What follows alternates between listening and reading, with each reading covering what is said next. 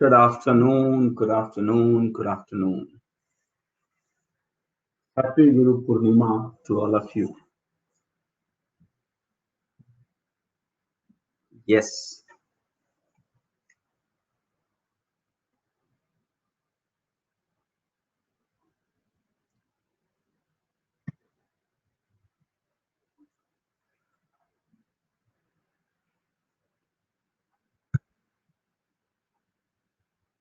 Good afternoon, everyone.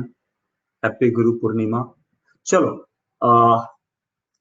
Good afternoon. Yes, तो start करें.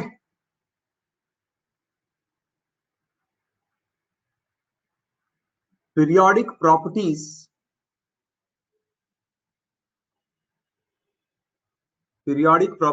अच्छा, जो मैंने शीट्स दिया था आपको, सेकंड शीट, वो सब सॉल्व कर लो. उसका एक डिस्कशन भी रख देंगे, है ना. मंडे या ट्यूसडे को will discuss that. Second sheet भेजा था ना विशाल जोशी की बुक की. सर ग्रुप पे के क्वेश्चन ले लो ना. ले लूंगा, मंडे को ले लूंगा, पूरा ही ले लूंगा. पूरा जो शीट्स भेजा है ना वो सारा ही ले लूंगा एक साथ. मंडे को will take all question from that sheet जो दिया था आपको सॉल्व करने के लिए. उसका पूरा ही डिस्कशन ले लें, ठीक है. तब तक आप सॉल्व कर लो. आज फ्राइडे, आज फ्राइडे है ना. फ्राइडे, सैटरडे, संडे, आपके पास 3 दिन का टाइम है. मंडे को विल डिस्कस, ठीक है. तो आज हम लोग एक बहुत ही इंपॉर्टेंट कंसेप्ट पढ़ने जा रहे हैं जिसका नाम है, टॉपिक का नाम दो,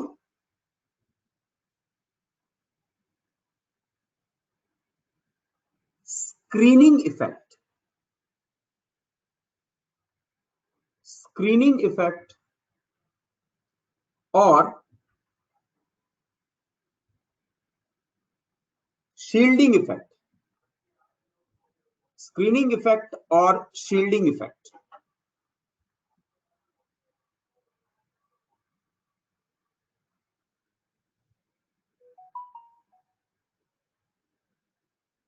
शील्डिंग इफेक्ट.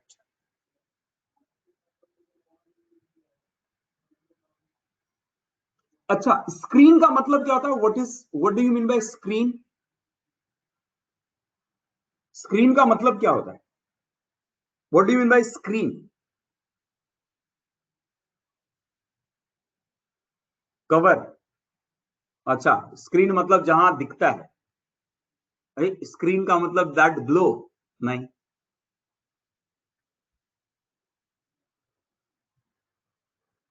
आप देख रहे हो उसको स्क्रीन बोलते हैं. हाँ, प्लेन.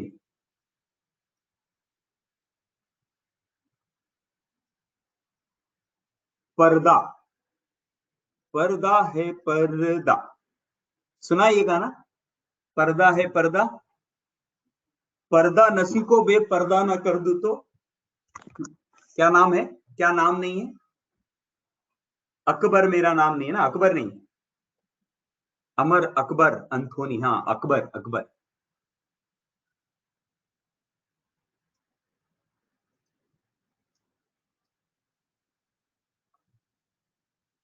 हाँ, पर्दा का मतलब होता है, पर्दा का मतलब होता है, एक्चुअली स्क्रीन का मतलब होता है पर्दा.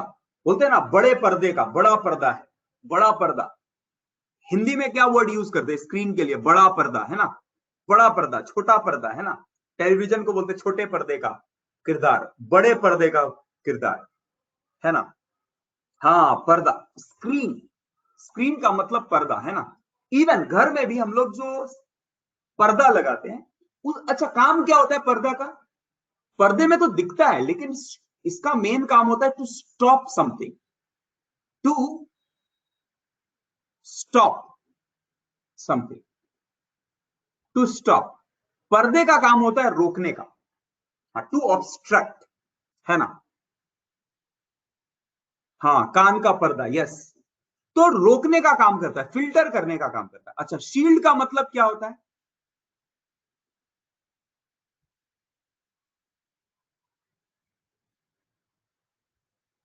ढाल, है ना.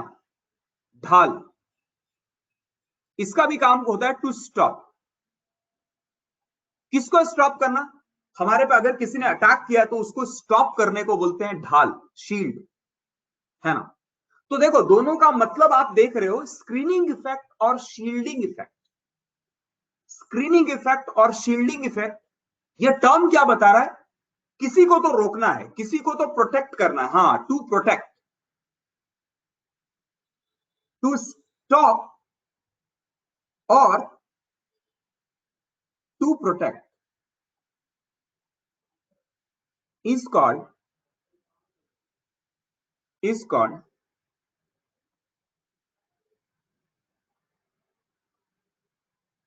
screening effect और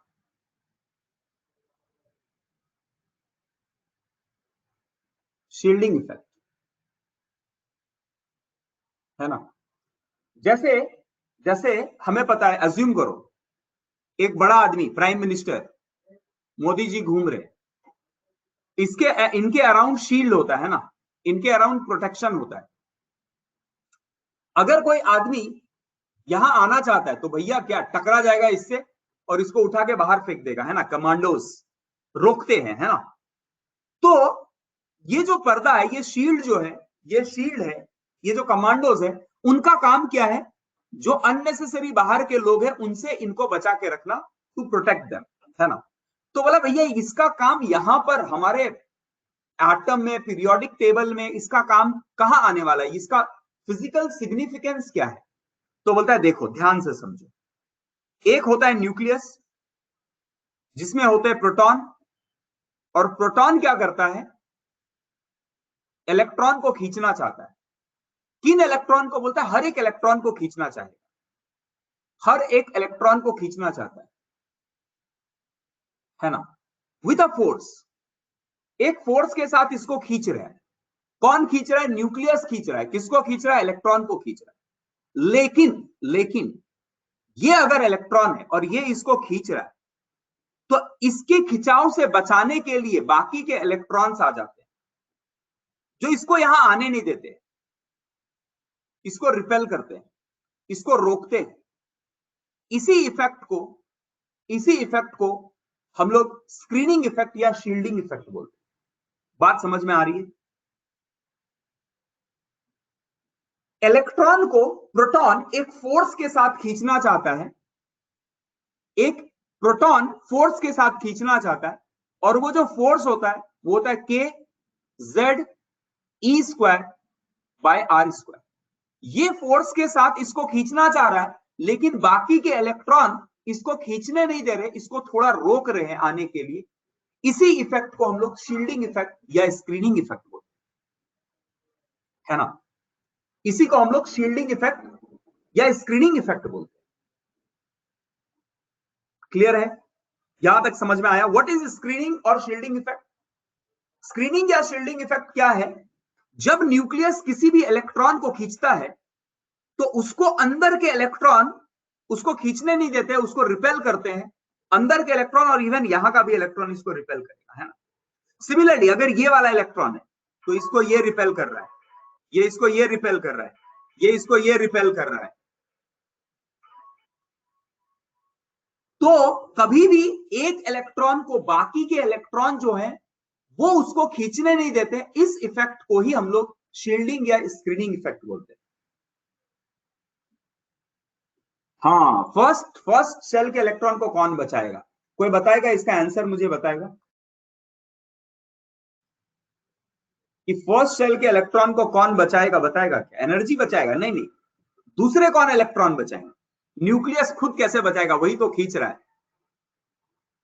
भक्षक ही रक्षक कैसे बन सकता है? जो मारने वाला है वो बचाने वाला कैसे होगा? या तो वो मारने वाला है या तो बचाने वाला है। तो बोलता है टेंशन मत लो, बोलता है इसको बचाने वाला ये रहेगा। फर्स्ट शेल में एक ही इलेक्ट्रॉन तो नहीं रहते हैं ना, एक से ज्यादा इलेक्ट्रॉन, 2 इलेक्ट्रॉन तो मिनिमम है। तो ये इसको रोकने का ट्राई करता है, ये इसको रोकने का ट्राई करता है। उसी शेल का दूसरा परफेक्ट सार्थक वाघमारे, सेम इलेक्ट्रॉन वेदांत सुबेदार, सेम ऑर्बिटल के इलेक्ट्रॉन रोकना चाहेंगे। अच्छा, बोला सेकंड वाले रोकना चाहेंगे क्या? बोलता है ये बड़ा मुश्किल है, ये बड़ा मुश्किल है, क्योंकि ये तो इसको इधर भी फेंक रहे, तो ओवरऑल ऊपर वाले इलेक्ट्रॉन इसको रोक नहीं सकते। क्योंकि पर्दा में, पर्दा मतलब क्या है? न्यूक्लियस और कोई इलेक्ट्रॉन है उनके बीच में आएगा तब तो पर्दा है। यहां आ गया तो क्या पर्दा है ना? ये तो सब दिख रहा है ना? कोई पर्दा नहीं है बीच में। बात समझ में आ रहा है? क्लियर हो रहा है कि एक न्यूक्लियस को दूसरे इलेक्ट्रॉन को कौन बचा सकता है? तो बोलता है दो तरह के इलेक्ट्रॉन बचा सकते हैं। एक तो उसी शेल के इलेक्ट्रॉन और दूसरा अंदर वाले इलेक्ट्रॉन। बाहर वाला इलेक्ट्रॉन कभी भी पर्दे का काम नहीं करेगा। It will never act as a shield. अब हाइड्रोजन में कोई नहीं है तो क्या करे बेचारा? हर बार बचे ऐसा जरूरी तो नहीं है ना आयुष। एक ही न्यूक्लियस, एक ही इलेक्ट्रॉन, बोला तेरे को बचाने वाला कोई नहीं है, तू आ जा चुपचाप से मेरे साइड पे, है ना? तो यहां पर जो फोर्स होगा वो definitely F is equal to K E square, Z का वैल्यू 1 है, बाय आर स्क्वायर हो जाएगा। हाँ, इसके लिए बोलते हैं सिंगल होना अच्छी बात नहीं है ना, बेचारा अकेला मार खा जाता है। तो जीवन में कोई तो दोस्त होने चाहिए बचाने के लिए, कि कोई पीटने के लिए आए तो कोई तो बचाए, है ना? ठीक है, लिखना है। क्या लिखोगे? ये दोस्त होने चाहिए जीवन में बचाने के लिए, पीटने से, पिटते रहे तो बचाने के लिए, ये लिखोगे? ये लिखना है। जो यहां पर वर्ड्स लिखे वो लिखना है। लिख लो, ये लिख लो। स्क्रीनिंग इफेक्ट क्या होता है, फिर उसका स्टेटमेंट लिखवाता हूं, पहले समझ तो लेते हैं फिर लिखेंगे। ये लिख लो, स्क्रीनिंग इफेक्ट और शील्डिंग इफेक्ट। स्क्रीन का मतलब टू स्टॉप, शील्ड का मतलब टू स्टॉप। टू स्टॉप और to protect is called as screening effect और शील्डिंग इफेक्ट। किसको? To protect an electron from the force of attraction by the nucleus is called as screening effect और shielding effect. इसका definition लिखेंगे, ये लिख लो, फिर इसका डेफिनेशन लिखेंगे। हाँ तन्मय, बोलो क्या बोलना चाहते हो, क्या पूछना चाहते हो, बोलो।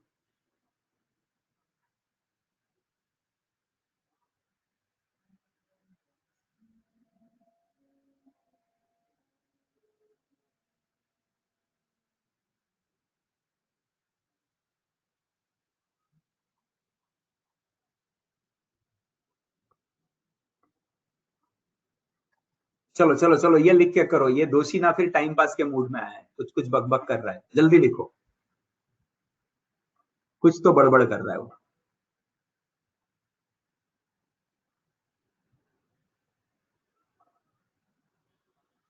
हाँ, कोलैप्स क्यों नहीं होता है? हाँ कोलैप्स, देखो कोलैप्स ये खींच रहा है, लेकिन ये खींचने के कारण ये जो है, ये सेंट्रीपेटल फोर्स है, और एक सेंट्रीफ्यूगल फोर्स भी लगता है ना, जो इसको घुमाता रहता है ना? इसका, इसने, अनंत ने क्या पूछा? अनंत ने क्या पूछा कि सर अगर न्यूक्लियस में हाइड्रोजन में एक ही इलेक्ट्रॉन है तो ये इस पे गिर क्यों नहीं रहा है? तो ये बोल रहा है दो तरह के फोर्स होते हैं, एक तो होता है सेंट्रीपेटल, दूसरा सेंट्रीफ्यूगल। तो ये फोर्स इसको घुमाता रहता है और ये गिरते नहीं है ना? बोहर्स ने बताया था ये बात, ये घूमता ही रहेगा। ठीक है, आयुष, अनंत नहीं, आयुष, आयुष पाटिल। हाँ, कांस्टेंट स्पीड से घूमता रहता है। प्रीवियस स्लाइड में क्या है यार, कुछ भी नहीं। हाँ चलो चलो, अभी प्रीवियस स्लाइड में कुछ नहीं है, अभी जो लिखवा रहा हूं उसमें सब कुछ है। चलो अभी लिखते जाओ स्टेटमेंट, अभी लिखते जाओ स्टेटमेंट, अभी स्टेटमेंट लिखवा रहा हूं वो लिखते जाओ। In multi electron system, multi electron atom, जहां पर एक से ज्यादा इलेक्ट्रॉन, बता रहा हूं, फिर से बता रहा हूं, थोड़ा पहले ये लिखने दो, फिर से बता रहा हूं। In multi electron atom, the electrons, the electrons of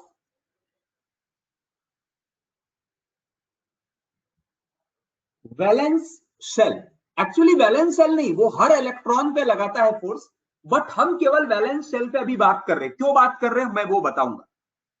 बोलता है in multi electron system the electron of the valence shell का मतलब आउटर मोस्ट शेल है ना, outer most shell are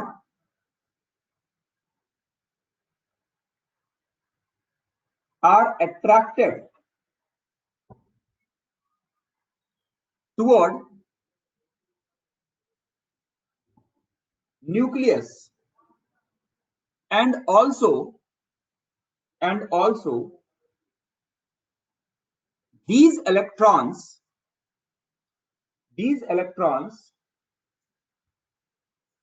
are repelled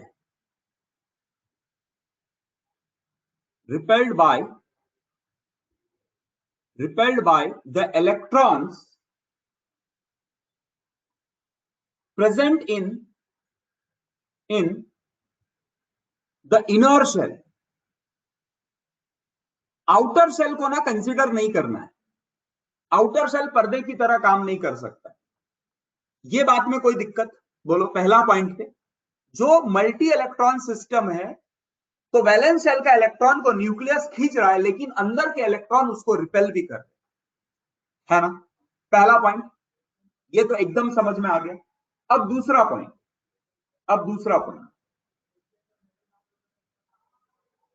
due to this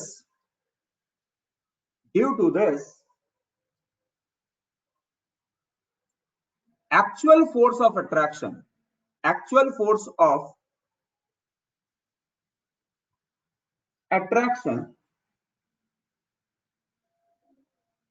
between the nucleus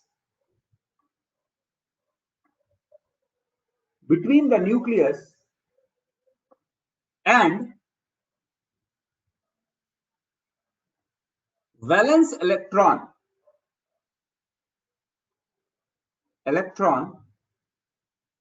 is somewhat decreased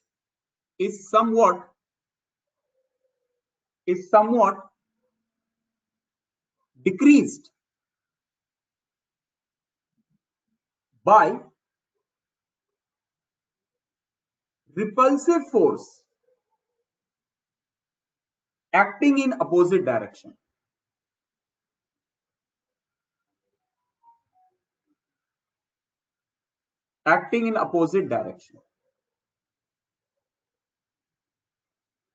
तो क्या बोल रहा है देखो, एकदम सिंपल सा कंसेप्ट है, कोई बड़ी बात नहीं है। बोल रहा है वैलेंस शेल के इलेक्ट्रॉन की अगर आप बात करो कभी भी, यहां पर मैंने वैलेंस शेल थर्ड शेल को लिया है, तो बोलता है इसको ये तो अट्रैक्ट कर रहा है लेकिन साथ साथ जो बाकी के इलेक्ट्रॉन है इनर शेल और उसके खुद के शेल वाले इलेक्ट्रॉन ये इसको रिपेल करेंगे। बहुत सारे इलेक्ट्रॉन होंगे जो रिपेल भी करेंगे। एक फोर्स ऑफ अट्रैक्शन होगा और एक फोर्स ऑफ रिपल्सन होगा। तो बोलता है एक्चुअली फोर्स ऑफ अट्रैक्शन कितना होना चाहिए? कूलम्स लॉ से देखा था हमने, फोर्स ऑफ अट्रैक्शन होना चाहिए K Z E square by R square. This should be force of attraction, बट अगर आप रिपल्सिव फोर्सेस को भी काउंट करेंगे तो डेफिनेटली नेट फोर्स जो होगा वो रिड्यूस हो जाएगा। This should be the force of attraction, but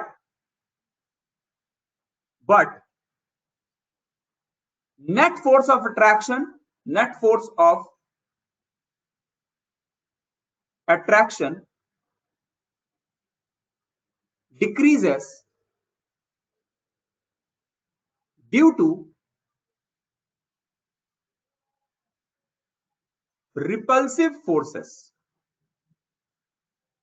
है ना। ये दो बात एकदम क्लियर है, पहले बोलो एकदम क्लियर है ये दो बात। अंदर का इलेक्ट्रॉन खींचना चाहता है, न्यूक्लियस को बाहर का इलेक्ट्रॉन खींचना चाहता है और अंदर के इलेक्ट्रॉन उसको रिपेल कर रहे हैं, और जब रिपेल कर रहे हैं तो नेट फोर्स जो होगा वो रिड्यूस हो जाएगा। हाँ सार्थ बोलो क्या पूछना चाह रहे हो? के एक कांस्टेंट है, के इज अ कांस्टेंट, उसको छोड़ दो अभी। फोर्स बिटवीन, देखो कूलम्स लॉ, इसके लिए ये पहले पढ़ाया था मैंने।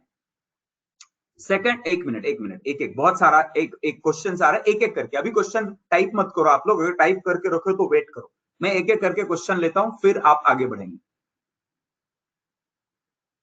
सबसे पहले सार्थ ने बोला डाउट, सार्थ का डाउट आया, the outer shell electron will repel the inner shell toward the nucleus ना। हाँ, लेकिन देखो बात समझो, आप अगर लॉजिक से समझोगे तो ऐसा लगता है कि सर बाहर वाला शेल तो अंदर वाले को,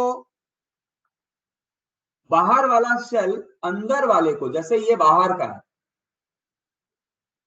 ये बाहर वाला है, ये बाहर का शेल है, ये अंदर का शेल है। अब बोलेंगे सर ये वाला इलेक्ट्रॉन को ये धक्का मारेगा, इधर मारेगा ना धक्का, न्यूक्लियस की तरफ मारेगा ना। मैं बोलूंगा नहीं, ये देखो ये इधर मार रहा है।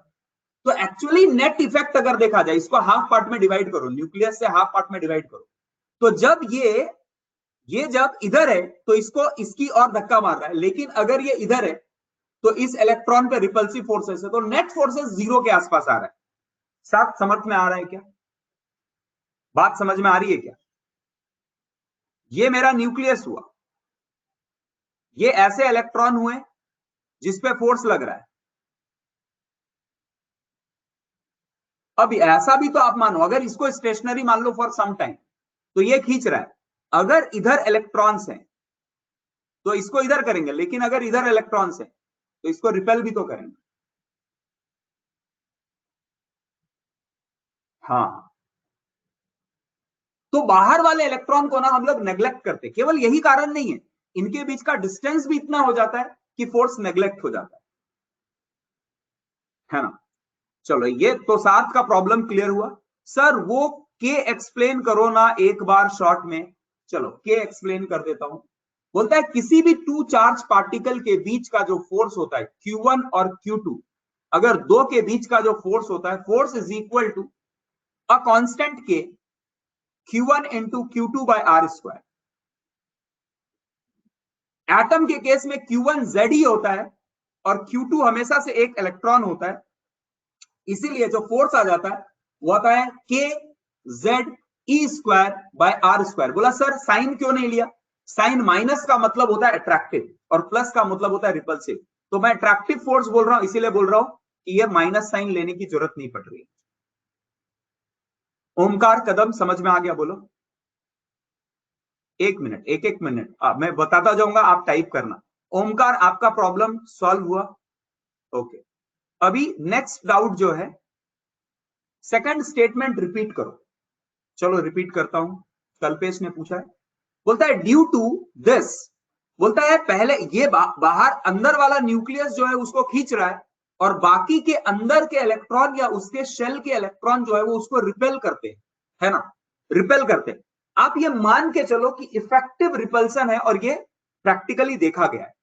तो अंदर के इलेक्ट्रॉन जो हैं वो इनको रिपेल कर रहे हैं, और बाहर के इलेक्ट्रॉन का कोई इफेक्ट नहीं है, और उसके शेल का इलेक्ट्रॉन या अंदर के इलेक्ट्रॉन जो है वो उसको रिपेल कर रहे हैं, और हर इलेक्ट्रॉन रिपेल करने की जो उसकी टेंडेंसी है वो अलग अलग। अब कौन कितना रिपेल कर रहा है ये कैलकुलेट आप नहीं कर सकते अभी, है ना। इसके लिए एक रूल आया है, और वो रूल से हम लोग समझेंगे उस बात को। अब इसकी पोजीशन, ये भी मूव कर रहा है, ये भी मूव कर रहा है, तो हमें एक एवरेज निकालना पड़ता है। बात समझ में आ रहा है? इसका एवरेज निकालना पड़ता है। आप ऐसे नहीं बोल सकते कि सर ये इलेक्ट्रॉन फिक्स है, ये मूव कर रहा है, सभी मूव कर रहे हैं, तो ओवरऑल का एवरेज ये पाया गया है कि अंदर के इलेक्ट्रॉन रिपल्सिव फोर्सेस लगाते हैं और बाहर के इलेक्ट्रॉन का कोई फोर्स नहीं होता है।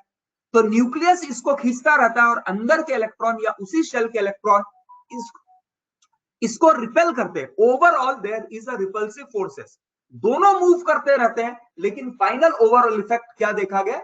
एक रिपल्सिव फोर्सेस देखा गया। अब आप बोलेंगे सर ये रिपल्सिव फोर्सेस कैसे आया, इसका मैथमेटिकल कैलकुलेशन करके बताओ, हमें बताओ। तो ये आपकी स्कोप के अभी बाहर है ना, और ये बहुत डिटेल में डेप्थ में चले जाएंगे आप, तो वो हमारे, आज हमें ये नहीं सोचना है, हमें सोच के ये रखना है कि ओवरऑल ये जो इलेक्ट्रॉन्स हैं वो रिपेल करते हैं, कितने से रिपेल करते हैं वो नेक्स्ट स्टेप पे आएगा। तो जब ये अट्रैक्ट कर रहा है और ये रिपेल कर रहा है, और अट्रैक्शन रिपल्सन के कारण जो नेट फोर्स अट्रैक्शन का है मैं ऐसा बोल सकता हूं, फिर भी नेट फोर्स जो होता है वो सेंट्रीपेटल फोर्स होता है, तो इसकी वैल्यू जो है वो कम हो जाती है। कब? जब ये अट्रैक्टिव फोर्स को रिपल्सिव फोर्सेस के साथ आप सब्ट्रैक्ट करेंगे तो एक नेट फोर्स मिलेगा, और मैं बोलूंगा जो नेट अट्रैक्शन है वो रिड्यूस हो गया। कल्पेश क्लियर हुआ? सेकंड स्टेटमेंट रिपीट कर दिया मैंने। ओके, अब जो डाउट है राधिका गिरमकर का डाउट है, बोलिए क्या डाउट है, बोलिए।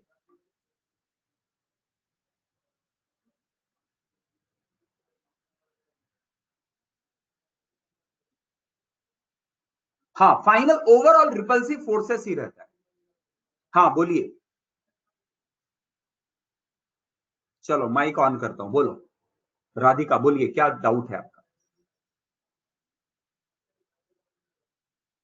जल्दी जल्दी करो, जल्दी, फास्ट फास्ट फास्ट फास्ट। ये 2 पॉइंट में क्या दिक्कत है, बोलिए। एटॉमिक नंबर फॉर्मूला क्या है? एटॉमिक नंबर फॉर्मूला क्या है? एटॉमिक नंबर फॉर्मूला XZA क्या है इसमें? एफ नहीं समझा, एफ नहीं समझा। देखिए सिंपल, ये आपको देखो, जब कभी आप दो चार्ज को लेते हैं, आपने ये तो आपको पता है, सभी को पता है कि भैया अगर दो चार्ज आएगा, अगर दोनों पॉजिटिव है तो एक दूसरे को रिपेल करेंगे, और दोनों अपोजिट है तो एक दूसरे को अट्रैक्ट करेंगे। तो जैसे अभी बात समझो, ग्रेविटेशनल फोर्स में हमें पता है कि अगर हमारे एटमॉस्फेयर में कुछ है तो अर्थ उसको पुल करता है ना, पुल उसको करता है। लेकिन ये फोर्स जो पुल करता है वो जो वैल्यू दिया गया है, force is equal to capital G M1 M2 by R square, ये एक फोर्स है ना। अब ये फोर्स प्रैक्टिकली पता किया गया है कि ये डिपेंड करता है मास M1, mass M2 and distance between them. Exactly उसी तरह उसी तरह यहां पाया गया फोर्स जो है वो डायरेक्टली प्रोपोर्शनल है Q1 और Q2 के मल्टीप्लीकेशन पे, और इनवर्सली प्रोपोर्शनल है डिस्टेंस बिटवीन देम पे। इसीलिए फोर्स को जब प्रोपोर्शनलिटी कांस्टेंट को हटाया गया तो एक कांस्टेंट आया K, जिसको K Q1 Q2 by R square बोला गया। अब बोला Q1 का जो वैल्यू होता है एटम के सिस्टम में, जो K का वैल्यू होता है वो Z इंटू E होता है, और इस पे जो चार्ज होता है वो माइनस E होता है बाय आर स्क्वायर। तो फोर्स का जो वैल्यू आ जाएगा, वो आ जाएगा minus K ZE square by R square. तो फोर्स का साइन माइनस है, माइनस बताता है अट्रैक्टिव फोर्स। तो फोर्स का अगर मैग्नीट्यूड की बात करेंगे तो this is equal to K ZE square by R square. बोलो अभी क्लियर है?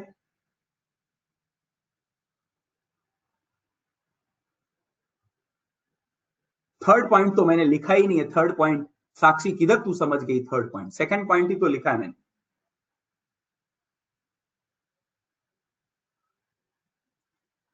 अरे K प्लस K माइनस नहीं होता है, ये देखो, ये माइनस E आ रहा है, इलेक्ट्रॉन के कारण माइनस आ रहा है, प्लस माइनस K नहीं, माइनस। माइनस बताता है अट्रैक्टिव। अब प्लस और माइनस अगर है तो साइन माइनस बताता है, डायरेक्शन बताता है अट्रैक्टिव, और प्लस बताता है रिपल्सिव। बस इतना ही बता रहा हूं, है कि नहीं? बात समझ में आ गया पार्थ? अगर दो ऑब्जेक्ट के बीच का साइन अगर नेगेटिव आ रहा है, एक कोई तो वैल्यू है, उसमें माइनस आ रहा है तो बोलता है इसका मतलब होता है अट्रैक्टिव, और अगर प्लस आ रहा है तो इसका मतलब है repulsive. Proton electron attract, electron electron repel, yes. अब शांतनु ने पूछा, थर्ड पॉइंट बोल रहा है साक्षी, और थर्ड पॉइंट लिखा है, किधर लिखा है मैंने थर्ड पॉइंट? यार एक मिनट रुको, एक मिनट रुको, ये सेकंड पॉइंट है, थर्ड पॉइंट किधर है? Where is the third point? ये फर्स्ट पॉइंट, ये सेकंड पॉइंट, थर्ड पॉइंट कहां दिख रहा है तुमको? मैं यही 2 पॉइंट तो एक्सप्लेन कर रहा हूं, नहीं है। हाँ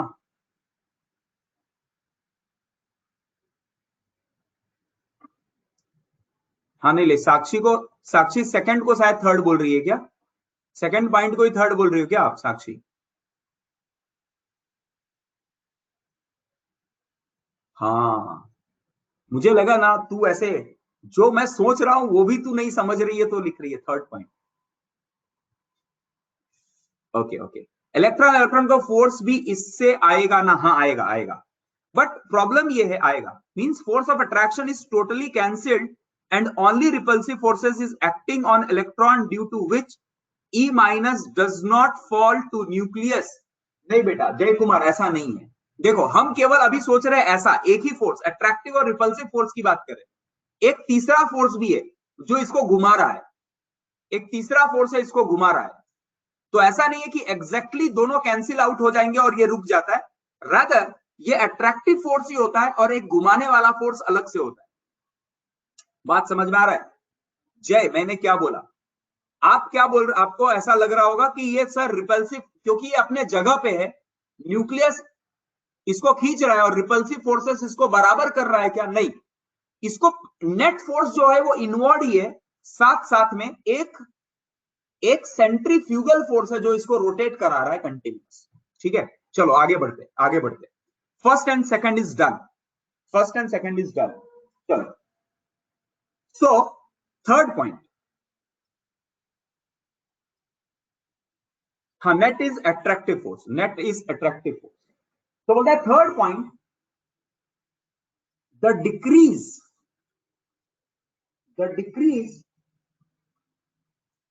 in the force of attraction,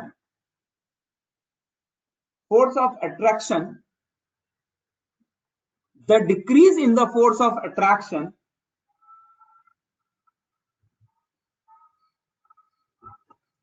exerted by nucleus on the valence electrons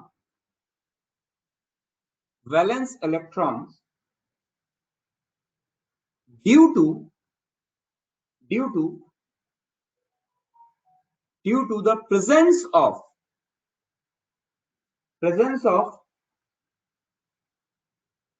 electrons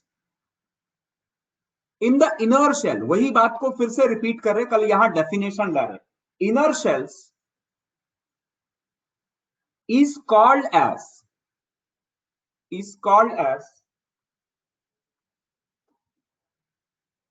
screening effect और शील्डिंग इफेक्ट। इसको स्क्रीनिंग इफेक्ट या शील्डिंग इफेक्ट के नाम से जाना जाता है। कौन सा? जो नेट फोर्स लग रहा था वो डिक्रीज हो गया है क्योंकि अंदर इलेक्ट्रॉन है, इसी इफेक्ट को स्क्रीनिंग या शील्डिंग इफेक्ट कहा जाता है। यस, सेम थिंग, बट उसको डेफिनेशन में दे दिया हमने, तो वो लिख लीजिए, डेफिनेशन ऑफ स्क्रीनिंग या शील्डिंग इफेक्ट। तो ये सब समझाने के बाद बोलता है स्क्रीनिंग या शील्डिंग इफेक्ट क्या है? ये है स्क्रीनिंग या शील्डिंग इफेक्ट जो आपने समझा।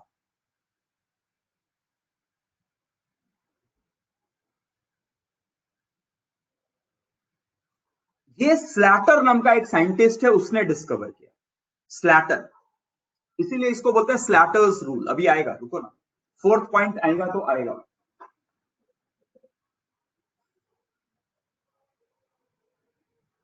ये है थर्ड पॉइंट। यस, ये करो done.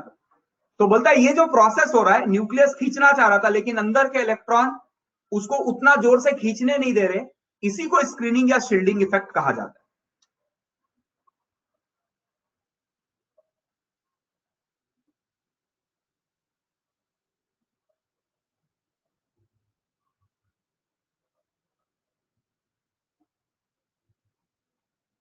Sir the electron in that particular shell don't produce, नहीं करता है, उस सेम शेल के इलेक्ट्रॉन उसमें स्क्रीनिंग इफेक्ट देते हैं, बाहर के इलेक्ट्रॉन नहीं देते लेकिन सेम शेल का इलेक्ट्रॉन देता है। तो यहां अगर स्टेटमेंट में वो मिसिंग है तो भावनाओं को समझ लो थोड़ा बस। भावनाओं को समझ लो।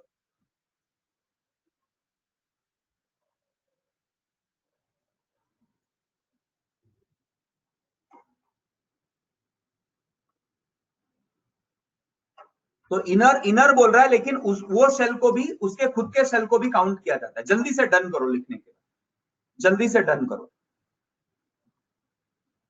और मैं फोर्थ पॉइंट पे आता हूं सर। बोलता है the magnitude of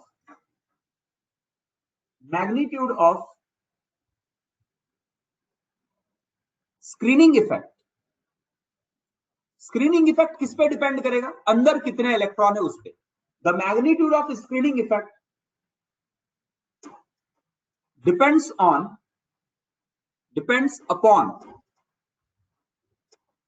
the number of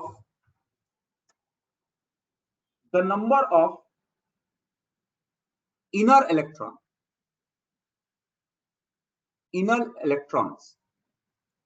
Higher the number, higher is the screening effect.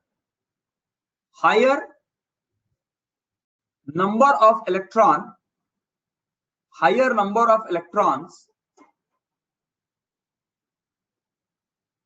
in inner shell मतलब वो उसका सेल को भी काउंट कर ले रहा है। Inner shell, higher will be screening effect. Higher will be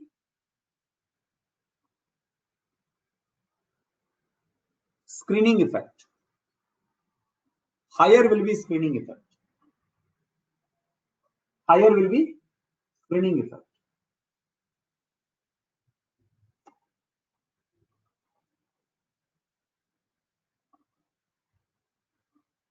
Screening effect is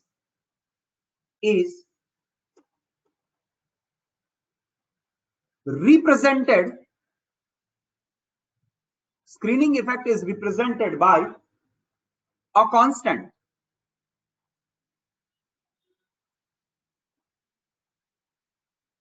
sigma. हम लोग बेसिकली स्क्रीनिंग इफेक्ट को किससे रिप्रेजेंट करते हैं? सिग्मा से, है ना। And value of sigma is the value of sigma. बोलता है ये सिग्मा जो है हर एटम के लिए अलग अलग होगा, हर इलेक्ट्रॉन के लिए अलग अलग लगेगा। रीड करूं इसको, रीड करता हूं। The magnitude of screening effect depends upon the number of inner electron. Higher the number of inner electron, higher will be the screening effect. The screening effect is represented by a constant sigma. Sigma ऐसा है, इसको sigma बोलते हैं। And the value of sigma is calculated by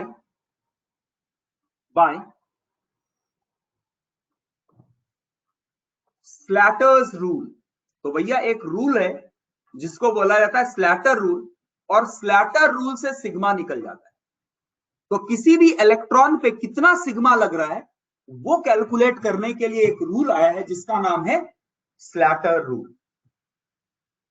ये लिख लो, third and fourth लिख के करो डन। उसके बाद हम लोग क्या है स्लैटर रूल वो पढ़ेंगे कि सिग्मा का वैल्यू कैसे कैलकुलेट करते हैं। सिग्मा का स्क्रीनिंग इफेक्ट का वैल्यू कैसे कैलकुलेट करते हैं हम उस पे बात करेंगे। हाँ वेट कर रहा हूं ईशान, जल्दी लिखो।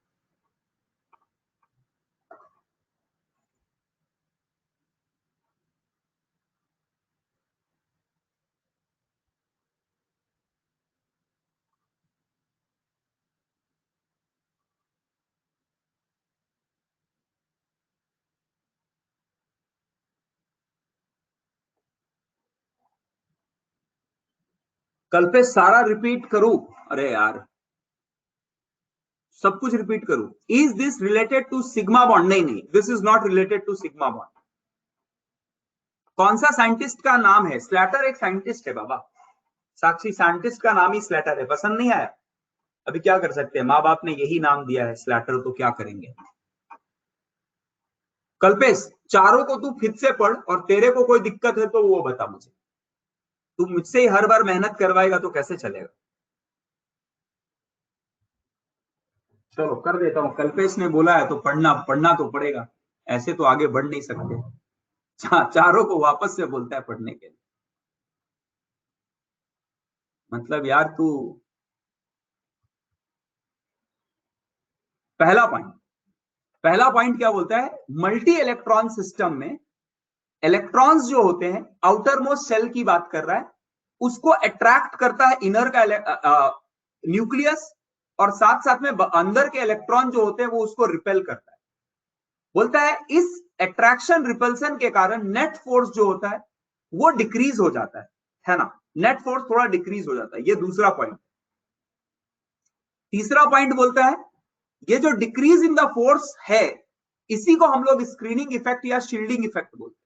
अब बोलता है ये जो स्क्रीनिंग या शील्डिंग इफेक्ट है, तो इफेक्ट है तो कितना इफेक्ट हो रहा है, तो बोलता है ये कैलकुलेट करने के लिए आप उसको कैलकुलेट करके उसका वैल्यू निकालते हैं, जिसको हम लोग बोलते हैं सिग्मा। सिग्मा, और ये सिग्मा कैलकुलेट होता है स्लैटर रूल से, और इसी सिग्मा को स्लैटर कांस्टेंट या स्क्रीनिंग कांस्टेंट के नाम से जाना जाता है। This sigma is also called as screening constant और शील्डिंग कांस्टेंट। कल्पेश क्लियर है।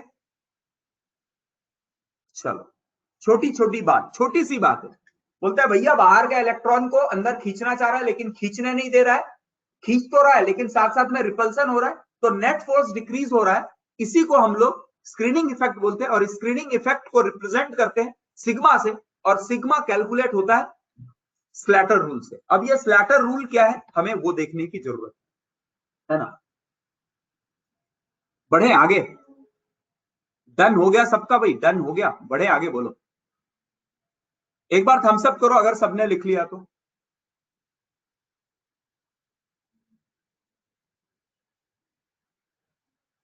गुड।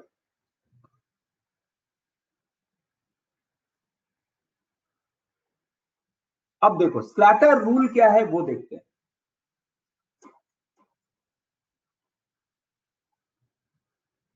द कॉन्ट्रीब्यूशन, ध्यान से समझना, अभी पहले ना पूरा सब लोग स्टेटमेंट लिखेंगे मेरे साथ साथ, मेरे साथ साथ स्टेटमेंट लिखेंगे और फिर मैं एक्सप्लेन करूंगा, क्योंकि ये ज्यादा पॉइंट है तो आप मेरे साथ साथ लिखेंगे।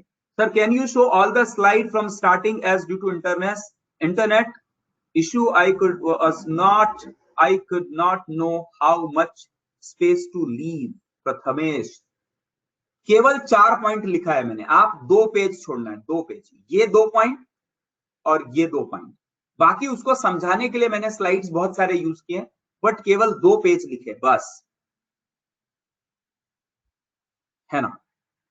अब now the contribution of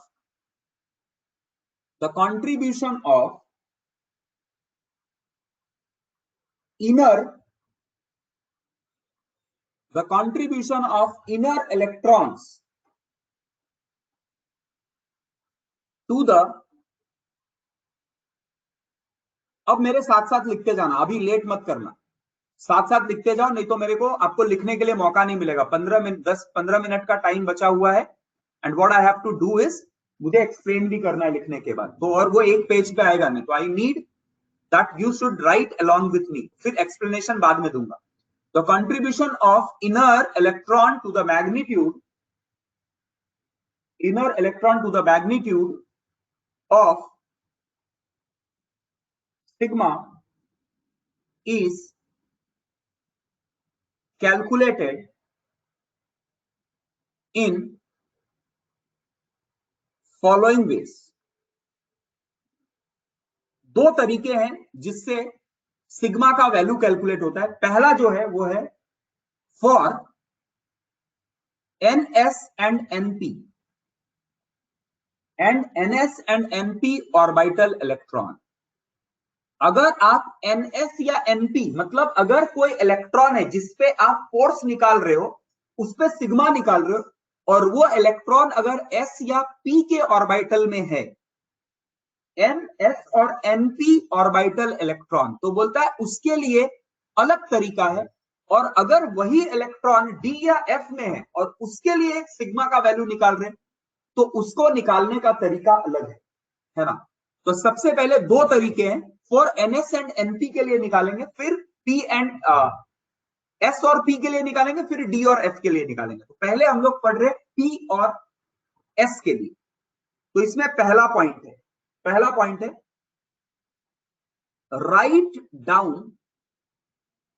write down electronic configuration, write down electronic configuration of the elements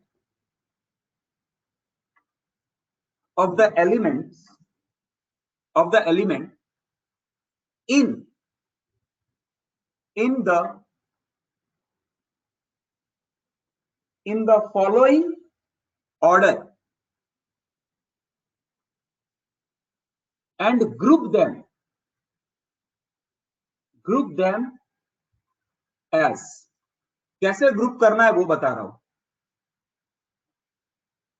1s, s और p का एक ग्रुप बनाना है, d और f का एक ग्रुप बनाना है। 1s हो गया, फिर 2s 2p, s और p का एक ग्रुप, फिर 3s 3p का एक ग्रुप, 3d का अलग ग्रुप, फिर 4s 4p का एक ग्रुप, 4d 4f का अलग ग्रुप। अब बोल रहा है अगर ऐसा है, अगर बीच में रुक गया, इलेक्ट्रॉन खत्म हो गया, तो पीछे आगे का लिखने की जरूरत नहीं है। फिर 5s 5p का एक ग्रुप, 5d एंड 5f का एक ग्रुप, मतलब sp वालों का एक ग्रुप है और df वालों का एक ग्रुप है। और हम एनर्जी के बेसिस पे नहीं लिख रहे, हम शेल के बेसिस पे लिख रहे हैं। अभी क्यों लिख रहे, कैसे लिख रहे, हम इन सब पे बात करेंगे। फिर से 6s 6p का एक ग्रुप। तो आपको ग्रुप कैसे बनाना है, आपको इलेक्ट्रॉनिक कॉन्फ़िगरेशन कैसे लिखना है। इलेक्ट्रॉनिक कॉन्फ़िगरेशन इस तरीके से लिखना है कि पहले शेल वाला पहला आए, दूसरे शेल वाला बाद में आए, फिर तीसरे शेल वाला बाद में आए, लेकिन एस और पी का एक ग्रुप, डी और एफ का एक ग्रुप, फिर फोर्थ एस और पी का एक ग्रुप, डी और एफ का एक ग्रुप, फिर फिफ्थ का लिखना है एस और पी का एक ग्रुप, डी और एफ का एक ग्रुप। बात समझ में आ रही है। यह है पहला पॉइंट, स्टेप वन आपको ये करना है। देन स्टेप 2 बोलता है एक बार आपने इलेक्ट्रॉनिक कॉन्फ़िगरेशन लिख दिया, उसके बाद electron to the right of ns and np, electron to the right of ns and np, electron to the right of ns and np groups are not effective in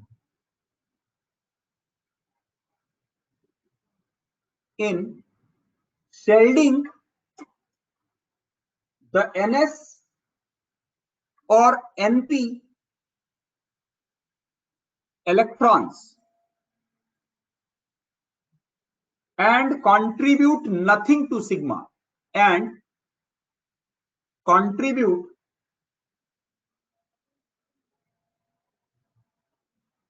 nothing to sigma। Sigma में कुछ contribute नहीं करेगा।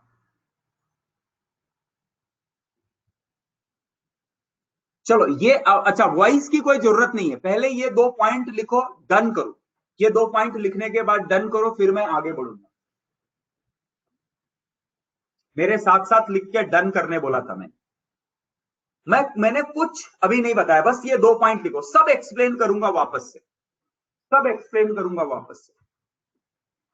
पहले लिख लो फिर explain करूंगा। बढ़ जाओ आगे, सबने लिख लिया, कोई डन तो नहीं, वेट तो नहीं बोल रहा है ना, पक्का।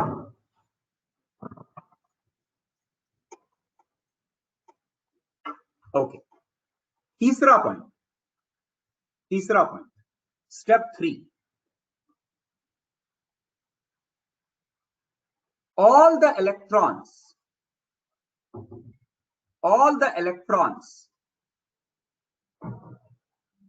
in the ns and np group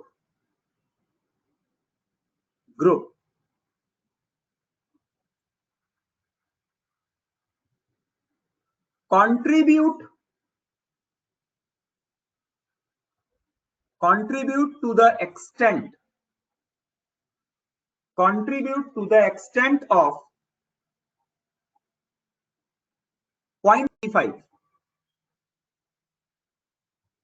contribute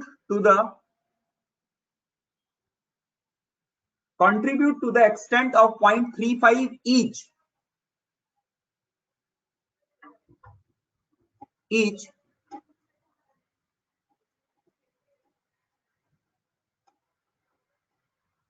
to the screening constant,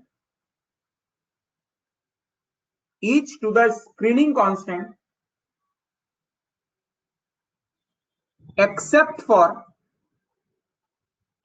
1s, for which the value is 0.3। बहुत आसान है, आपको अगर अभी डिफिकल्ट लग रहा है तो टेंशन मत लो, एक्सप्लेन करूंगा, बहुत आसानी से समझ में आ जाए। आज केवल कम से कम लिख लो ये, फिर एक्सप्लेन करूंगा। 3 पॉइंट हो गए। 4th point, all the electrons in the n-1th shell contribute 0.85 each to the screening constant, and 5th one is all the electrons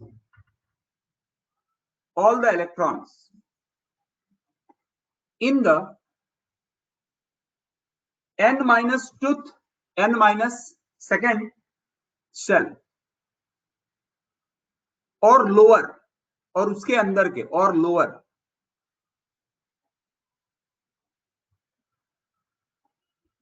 contribute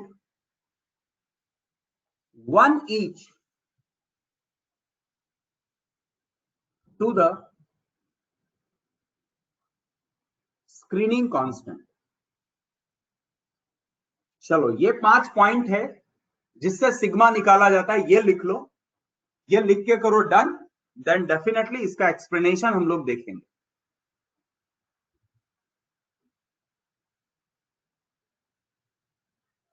कोई बात नहीं, आज बस लिख के रखो।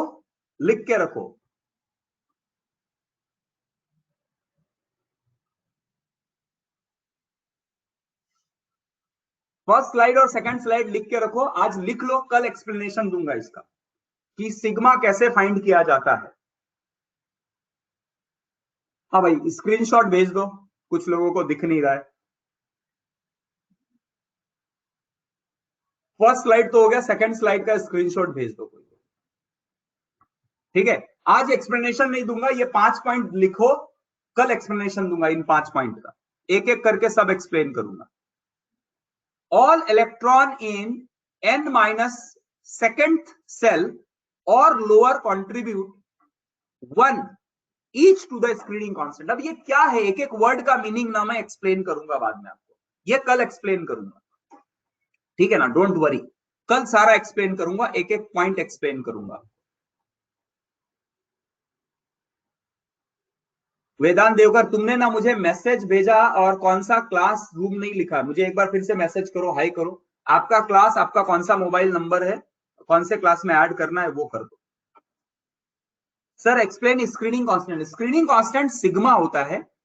अब स्क्रीनिंग कांस्टेंट जो है वो ये बताता है कि इलेक्ट्रॉन में रिपल्सिव फोर्सेस कितने आने वाले, और इसका कैलकुलेशन का ये रूल लिखा है, ये कल हम लोग एक्सप्लेनेशन देखेंगे, ठीक है। कल ये फिर से आने वाला है, डोंट वरी। हाँ वेदांत एक बार वापस से भेज दो यार, भेज दो, मैं कर देता हूं। और मुझे फोन कर लेना 3-4 बजे में, और मुझसे कंफर्म कर लेना ऐड हुआ कि नहीं, ठीक है। चलिए आज का क्लास यहां बंद करेंगे। Thank you very much. कल इसका एक्सप्लेनेशन देखेंगे, ठीक है। चलिए थैंक यू। अभी एक्सप्लेनेशन 2 मिनट में नहीं होगा, इसीलिए बंद कर रहा हूं, आगे कल देखेंगे। चलिए थैंक यू वेरी मच।